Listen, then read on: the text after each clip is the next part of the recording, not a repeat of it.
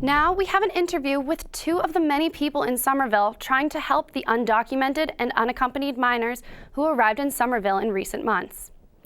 Last summer, there was a lot of noise in the media about kids crossing the Mexican border, but since then, attention has mostly turned elsewhere. But the attention of Somerville's teachers and care providers has stayed focused on the city's newest residents. Alex, Ann, thanks a lot for joining me here today at SCAT TV. I wanted to invite you down because over the summer we heard a lot about undocumented kids coming across the border.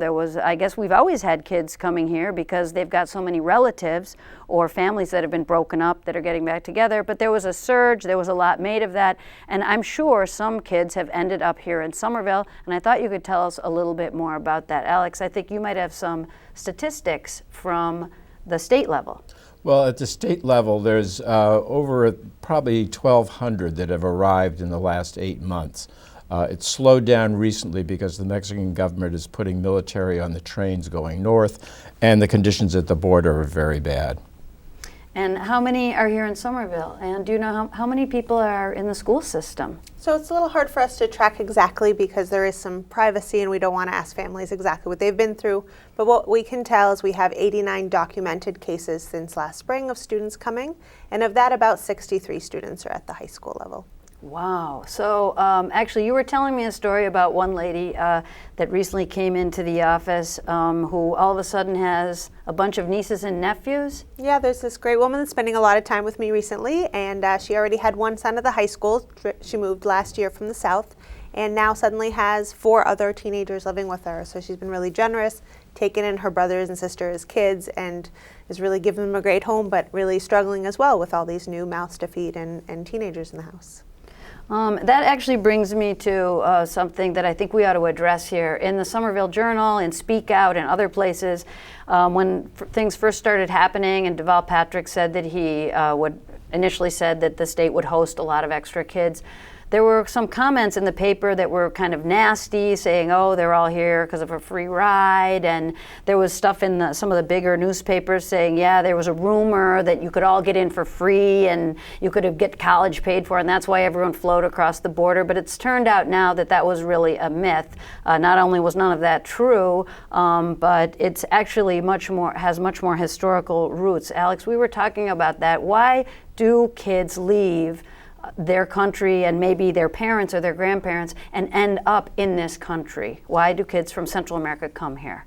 Well, these are countries that are under tremendous stress. It's Guatemala, Honduras, and El Salvador are the principal countries. We have in Somerville a lot of El Salvadoran families, so we're getting more from that demographic.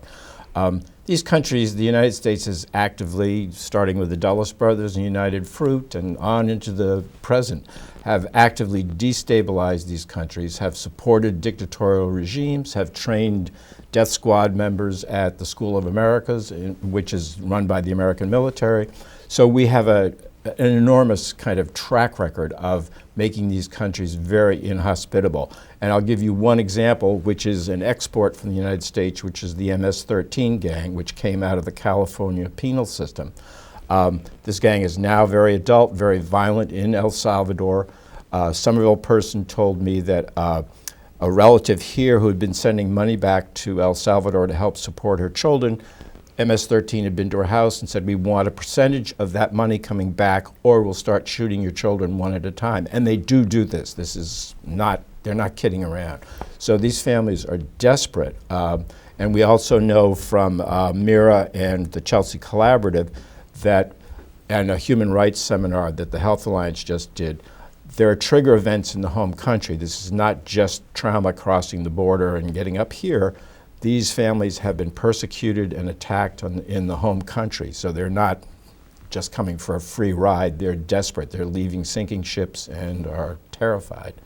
Yes, I think that maybe at a future newscast, I'm going to invite a Latin American Studies professor to explore that more. Let's talk a little bit more about how the kids are doing here. I mean, what are the challenges?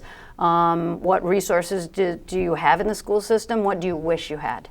So Somerville's lucky that we already had a very large immigrant population and a lot of English language learners. So we have teachers trained that are very dedicated, that are working with these students. So it's not like we had to scramble to find all these resources. The only problem is the resources are being stretched really thin.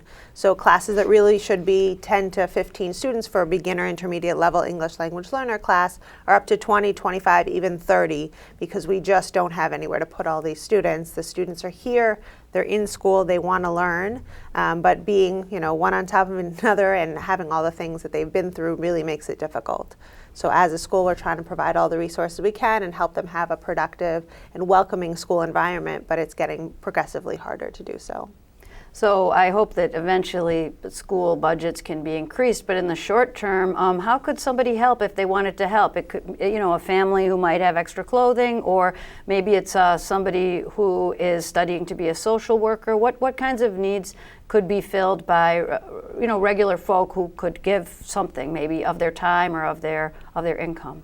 So at the high school, we would love to have any kind of volunteers. Anybody that has any experience working with immigrants, speaks Spanish, could tutor in math, tutor in English.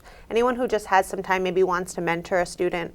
I'm the volunteer coordinator at the high school, and there's a way to sign up online on the Somerville Public Schools website. So we'd love to have volunteers come and spend time. College students, retirees, anybody that might have some time, we really welcome that. Okay, well, with winter coming, I'm sure there'll be a need for coats and boots and a lot of other things.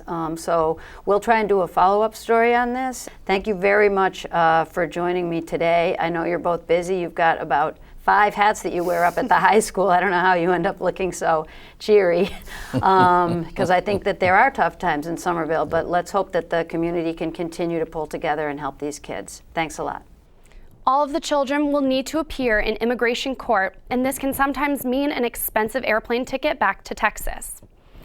Caregivers need to change the court venue and prepare for the hearing. Catholic Charities is offering free legal advice in English or Spanish for anyone hosting a child. Call attorney Santos Flores at 617-464-8125.